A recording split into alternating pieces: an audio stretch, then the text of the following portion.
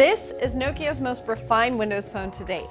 I'm Jessica Dalcourt for CNET. This is your first look at the Nokia Lumia 925. This is a global flagship phone. In the US, it comes to T-Mobile with 4G LTE.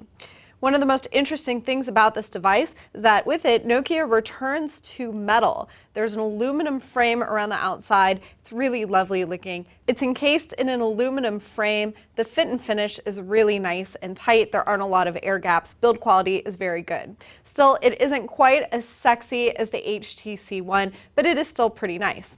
One thing that makes it just a smidge less premium is the polycarbonate backing. This is the material that Nokia usually makes its Lumia line from. This Lumia here is much slimmer than the other Lumia siblings.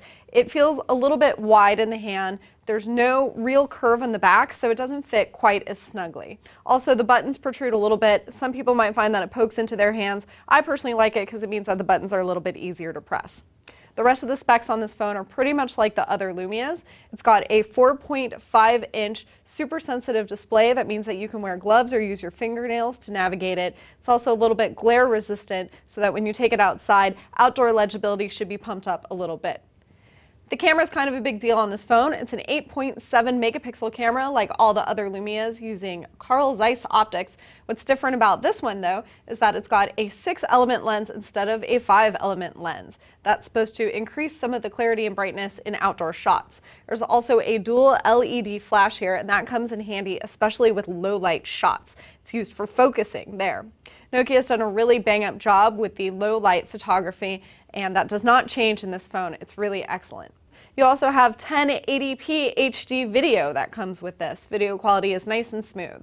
On the front, you have a 1.2 megapixel camera with 720p HD video capability.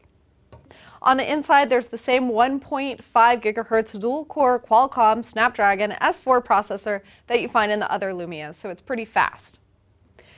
Nokia also outfits this phone and others with its own suite of apps to bump up the Windows Phone 8 experience. For example, you'll find Nokia Music and Nokia Drive.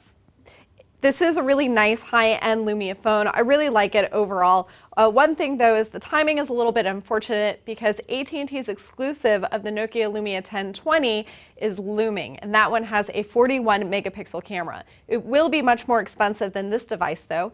T-Mobile will sell this for $50 down and about $530 all in after the payments. But this is a no-contract phone. Price is pretty reasonable. One tiny downside for this device is that T-Mobile's version only has 16 gigabytes of storage instead of 32, as you'll find in some other regions. However, Microsoft does add 7 gigabytes of free online SkyDrive storage. So people who really download a ton of videos and games, you might want to think twice. For the most part, 16 should be enough. So that's been your first look at the Nokia Lumia 925 for T-Mobile. With CNET, I'm Jessica Dalcourt. You can catch my full review at cnet.com.